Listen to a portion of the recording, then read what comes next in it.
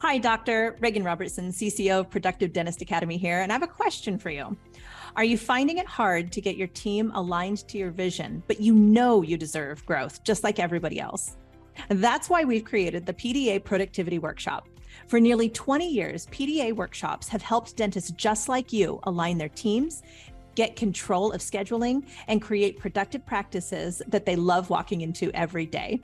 Just imagine how you will feel when you know your schedule is productive, your systems are humming, and your team is aligned to your vision. It's simple, but it's not necessarily easy. We can help. Visit productivedentist.com/workshop. That's productivedentist.com/workshop to secure your seats now. I was approached by a broker that was looking for practices to buy. He had several different, DSO organizations lined up that wanted to buy practices. And so I decided, I think it came down to timing. I sat one evening after getting one of those emails and talked to my husband, and I said, now is either the time to do it or we're not going to do it for another 10 years, because we were about to reinvest several $million into a new building and, all of that. And it was not going to be a great time to sell once you're several $1 million reinvested. Welcome to Investment Grade Practices Podcast, where we believe private practice dentists deserve to get the lifestyle today while building an asset for tomorrow. Join your host, Victoria Peterson, to design the practice of your dreams and secure your financial independence. Let's get started. I am here with the fabulous Dr. Nikki Green. And Nikki, you've been a PDA client. You're an advocate for dentists across the country. And I remember a few years ago at a PDA workshop, I said, I'm going to have a ladies' luncheon. And my team went, a ladies' luncheon? What do you mean? I was like, well, there's so many female dentists here. Yeah. I just want to get and I said, what is it like to be a female dentist? And I remember the look on your face. You're like, what does that have to do with anything? So you're a role model, male, female, dentist, entrepreneur, clinician. You are a role model on so many levels, and I'm super excited to have you here today. Well, that is very generous of you to say that, but I do remember that ladies' luncheon, and I actually left that ladies' luncheon with a new shiro, and you were my new shiro. So I'm not kidding. Like, I left there when I learned so much about you, that you owned practices and you were, what all your affiliation with PDA, which I didn't even know it at the time, and how you and Bruce became partners. After I heard those stories, I remember going home and telling Bob that I had a new shiro. So you too are inspiring and a role model. So thank you. I've never been called a shiro. All right. Well, let's share with our audience how savvy female dentists can be and what a savvy owner you are. We have recently rolled out a new tool that helps doctors understand the value of optimizing the practice. I think had you had this 5 years ago, you would have just eaten it up. And so I want to talk about that because you've been on this journey of peak and plateau and go to the next level. So talk to us a little bit about your journey. Yeah. Well, that's actually how I first got introduced to PDA. I was on a plateau that I was just having a hard time getting off of. And I had tried everything. I'd thrown every noodle of spaghetti against the wall. I had tried to bring in associates. I'd tried to bring in partners. I had tried new systems. I had tried multiple things, and nothing seemed to be able to get me off that plateau. So I heard you and Patty actually one day on a podcast. And I said, okay, I think PDA is the answer. And so I sought out PDA, took my team there for the first time. I wish I could remember years and dates, but I don't remember. I think it was 2016-ish, probably. Yes. That's probably when it was. And went down to San Antonio and met you guys, had that ladies' luncheon. And I have to say that immediately we began getting off that plateau. And I thought that's all I wanted. But by meeting you and meeting Bruce and meeting the others at PDA, I kind of, maybe at the time you hadn't coined the investment grade practices yet, but we talked about it. And that's kind of what I set my sights on that I wanted to do. I wanted to build a practice that either would self-manage, so it would manage itself and I could remain the owner of in perpetuity, and continue owning and operating and running this practice, or build an investment grade practice that I could potentially sell one day. And I really didn't know which direction I wanted to go, but I knew in order to be either of those things and be either of those things at a high level, I had to have a truly optimized practice. And that's not just from a productivity standpoint. That's a systems and team and culture. Culture's so huge, all of those things. So thank you to PDA because you guys put me on the track. Well, you're welcome. So that our listeners have an idea of what plateau means to you, do you mind sharing what you were collecting at the time that you plateaued? Yeah, I don't mind at all. I really think I was somewhere around the 2.5 million mark. So I had, when I bought the practice, I was pretty quickly $1 million practice. Of course, I bought it when it was doing 700,000 or 800,000. So it's not like I bought it, when it was, doing really poorly. And then immediately I was probably at the $1 million mark. And then I slowly over probably the first 5 years of me owning my practice, just to give a little background there, I've now owned my practice. I'm in my 14th year, I believe, maybe 15th. And the first 5 years, I had just slowly grown to 2 million, 2.5 million.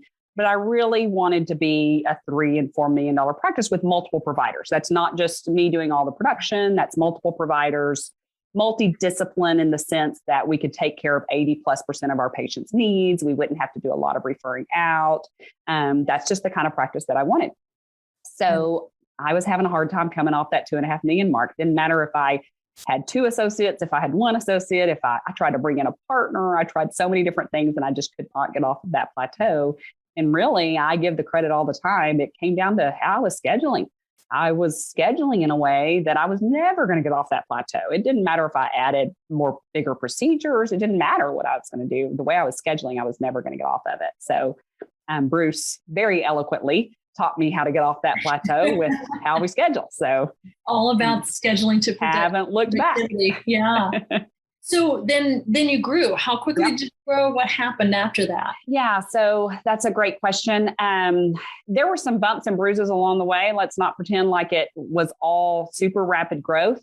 I immediately, I think, it went over that 3 million mark, sat at around that 3 million mark for several years. And honestly, that's about where I thought I kind of wanted to be. I really thought that that's just kind of where I would sit, until I went and learned more about productive scheduling and learned more about adding more productive procedures, did a better job of marketing. We brought better marketing on. So we were marketing for higher end procedures, cosmetic procedures, all on 4, all on 6 type procedures, full mouth rehab procedures. And then just immediately we began even getting off of that plateau of around the 3 to 3.5 million mark.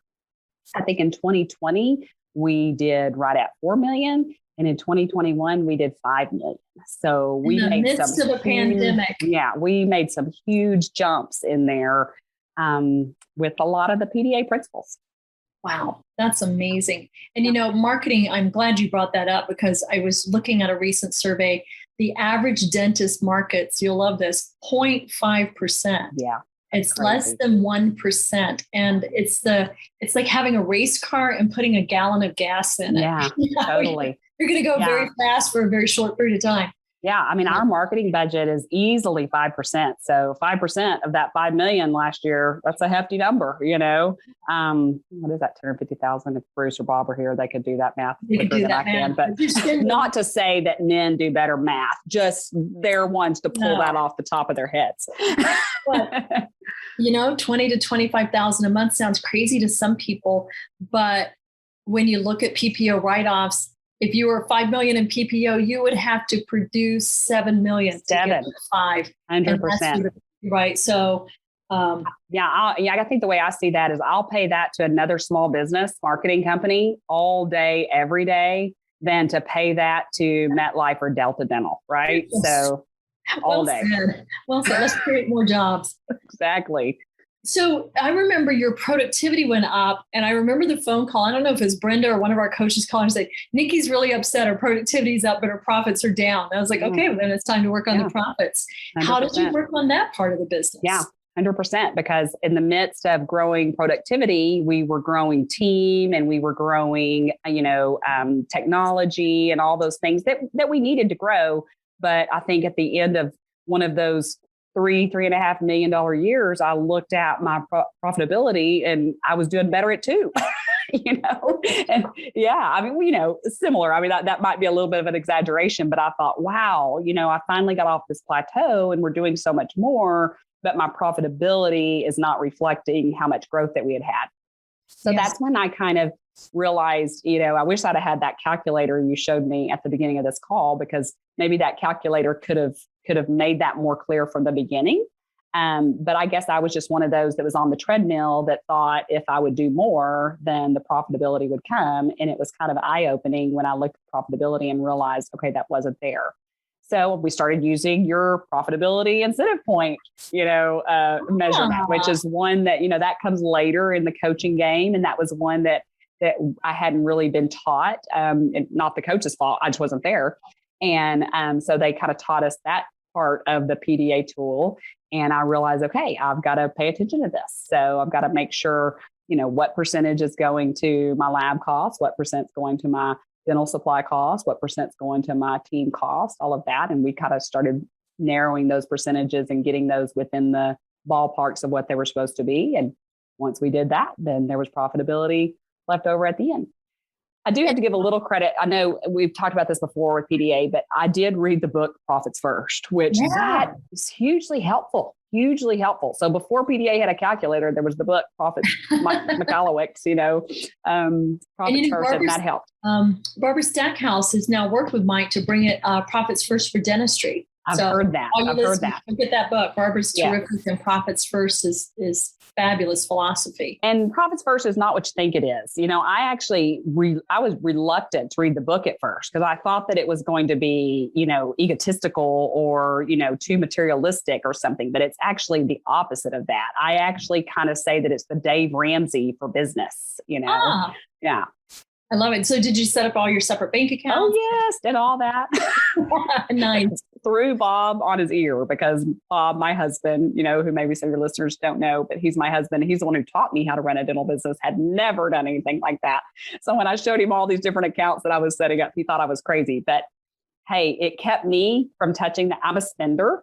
And so it kept me from touching that money because I was really guilty about looking at the bank account and seeing how much money I had and thinking that meant, a new piece of technology that I really didn't need. So it helped me remain disciplined. I'm a big advocate. I love that. Well, if you don't mind, I would love if we fast forwarded all the listeners from 2016 to 2021. Sure. You've transitioned your practice and your mindset once again. Where are you at today? Well, I actually made a big change in 2021 and one that I did not think that I would do, honestly. So I really thought I had it in my head that I was building this optimized practice that I would continue to own, 10, 15 years down the road. Now, I did envision myself working less in it. I wanted to get the practice self-managing. I wanted to really work on building the team culture. But I really thought that I would continue to own it. We actually had a new building purchase. We were going to do a big remodel and move into a new building. And early in 2021, as many listeners on this call probably have had happen to them, I was approached by a broker that was looking for practices to buy. He had several different, DSO organizations lined up that wanted to buy practices. And so I decided, I think it came down to timing. I sat one evening after getting one of those emails and talked to my husband. And I said, now is either the time to do it or we're not going to do it for another 10 years because we were about to reinvest several $1 million into a new building and, all of that. And it was not going to be a great time to sell once you're several $1 million reinvested. Early in 2021, I'd paid most of my debt down. I was in a very low debt situation with a high value dental practice and one that really was managing itself. So I decided to look into selling and I actually did. So in October of 2021, I actually sold to a silent DSO. I'll use their name. Independence Dental Corporation is who they are. I'm very happy with that sale. They really do leave me alone when I say silent. And I was very careful about who I chose. You know this about me, Victoria, but not only do I like doing dentistry, I really love running a dental practice. And so I didn't want to sell to a corporate that was going to come in and run my dental practice. I wanted one that recognized what we were doing and that it was a good thing and would leave me alone. And so far we're 4 months into it and they're leaving me alone. We'll see. Call me back in 6 months. We'll see. I love it. You mentioned a couple of things. You said, I had to think about the timing. Right. And you're right. We've got dentists that we're coaching right now. They're from 35 years old to 50 years old, and they're being approached. And Right. it really, if you've got a 15 or 20-year window, that may be a different decision than Sure. if you're like, you sound like you were right on the precipice. Sure. Yeah, it was, my life situation. I would say most dentists probably my age, this would not be perfect timing. I'm in my mid 40s. Most of us are just getting going in our careers and would want to continue owning. And I think truthfully, part of me still does. But as you know, I'm married to a dentist who's a little my elder. And we have spent the last 15 years of our lives living in 2 different cities. And so the time was now for us to stop living and working in 2 different cities. He owns and operates his dental practice in Abilene, Texas. I own and operate mine here in Fort Worth. And that meant the majority of our weeks were spent apart. So one of the transitions we're hoping to make with this, and we've already started making it, is we're going to spend more time together. So we'll still go back and forth. I still own and operate, or I still own 20%. Okay, I didn't say that part about my deal, but I own 20% of my Fort Worth practice. We'll still go back and forth. We'll both work in both practices, but we're going to do it together with a little less burden on our shoulders by not owning both practices in each location. So. I love it. I always picture Bob in the limo, going back and forth between offices. This is true. Don't imagine him back there like working though, because I think that's what he'd like to tell the IRS. No, I imagine back there working, smoking a cigar and waving a flag and like revving it up on social. Yes, yes, that or taking a nap. He's either smoking a cigar with a cocktail in his hand if it's the end of the day, or if it's the beginning of the day, he might be taking a nap. But he's doing work in that limo. I love it. So do you think that by optimizing your practice first, did that financially make a difference or help with the timing of this decision? Yeah, absolutely. Because, really the DSO market today, I know some of your listeners who listen into investment grade practices, you're looking to how can you optimally sell your practice maybe to a DSO. Sometimes when we get our practices to a certain level, it's very difficult to think about selling that to an individual person. So maybe our only option or one of our only options might be a DSO. And they're looking for EBITDA.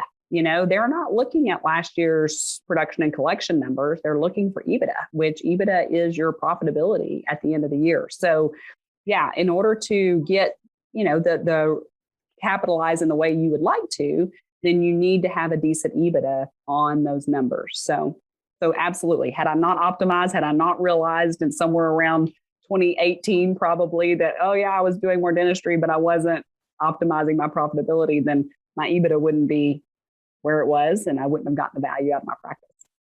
Yeah, I think you're such a great illustration of that, I see doctors all the time. It's like, well, I grew, but they didn't grow the bottom line. Right.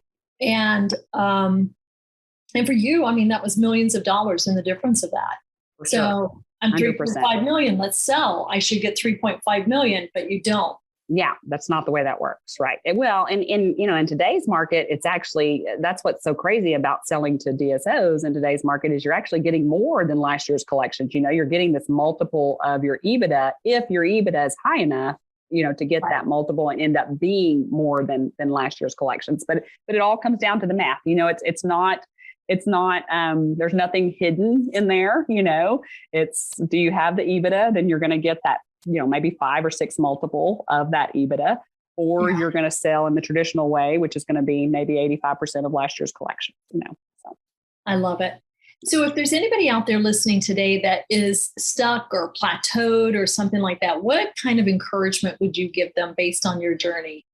Well, first of all, if you're not a PDA client, I don't know how many times I can say that. I actually think I say it on every podcast, even when I'm not on your podcast. So become a PDA client, because I have not had exposure. There's great consultants out there, and I've had some great ones. Gary Takis was a wonderful consultant. I've had great consultants, but I haven't had one like PDA that really shows me exactly how to do it. There is a cookbook for how you make this work. So if you're just starting on the journey of trying to optimize your practice, I would say do that.